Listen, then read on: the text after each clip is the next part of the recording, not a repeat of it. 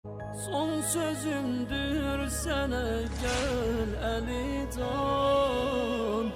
məni səssiz gecə dəfn tapmasın day məni heç bir insan, məni səssiz gecə dəfn qəbrimi hamıdan saxla məni səssiz gecə dəfn et.